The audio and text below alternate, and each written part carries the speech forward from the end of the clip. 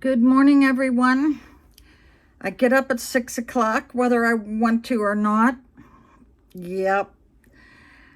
So the other day was my first day on the floor at my new job, and I didn't have any training where I was watching someone.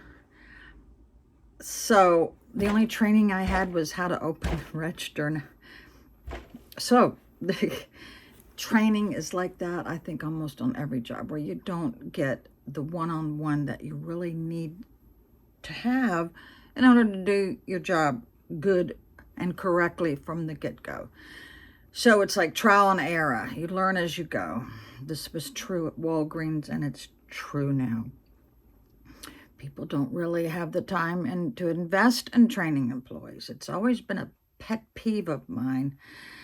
I always told the girls in my office that it takes 3 months to understand how the mechanics of the business that I used to own worked. And I would never reprimand them or even think about terminating them until that 3 months was over.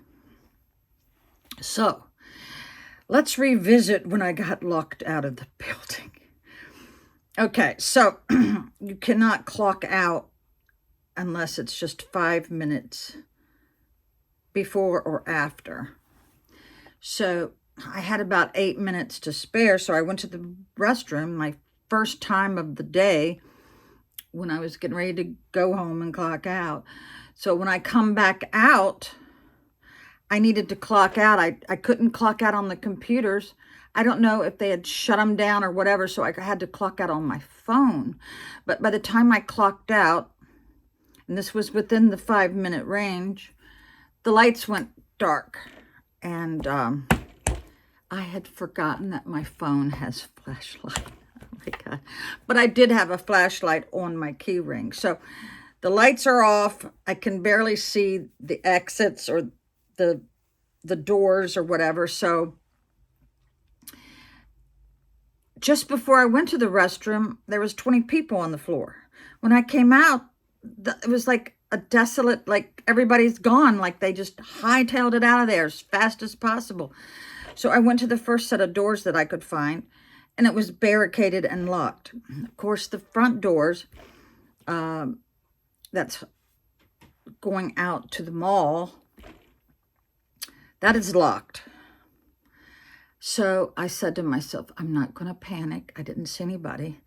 I said, I don't want to be shaking the doors and screaming, I need a security guard, because I know they probably have a pass key. But I went to the phone and I said, well, maybe there's some management upstairs. So I called the management's number and nobody answered. So I took a deep breath and I go, oh God, I'm in a pickle. I had no idea that the employees leave so fast. So I said, there's got to be a way I can get out of here. So I started thinking, I said, well, they can't. There's got to be a way out, maybe the same way I got in. So, but I couldn't see in the dark hallway. So on my key ring, I have a little teeny flashlight, a little teeny thing. And I went to where I thought I could get out, and I just turned on the flashlight to look at each door. And this door is not marked. That's what kind of threw me. It's not marked. Okay, this is how you get out. It's just a door. But I pushed on it, and I was able to put the code in and get out. But I've learned that you don't panic. If you panic, it just makes it worse. So when I got out, I was so relieved that I didn't have to call anybody to rescue me. Oh my God.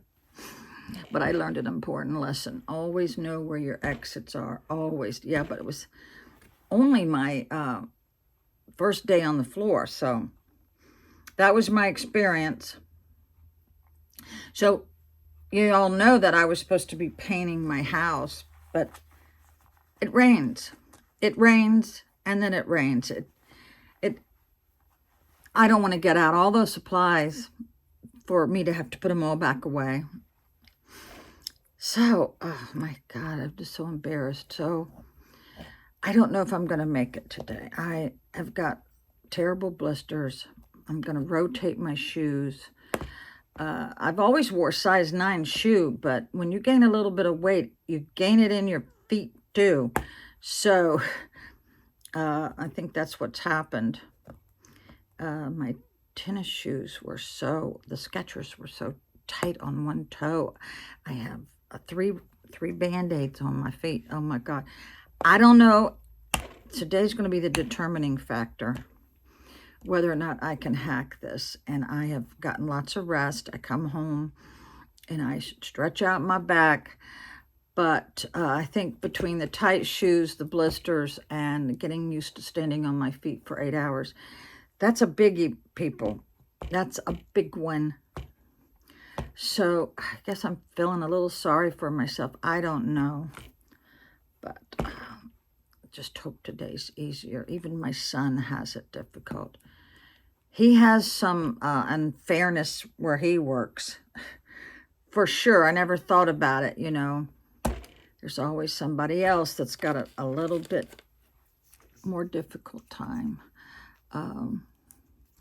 So, wish me luck. Oh, my God.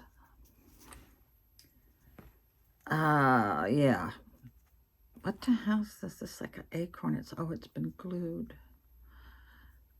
Well, so all my friends called me yesterday. My friend Dee, she's getting her house ready to sell, and it just breaks my heart. She gave me bad news. She has a timeshare. She did live in one of the most prestigious communities in the DR. That was her summer home.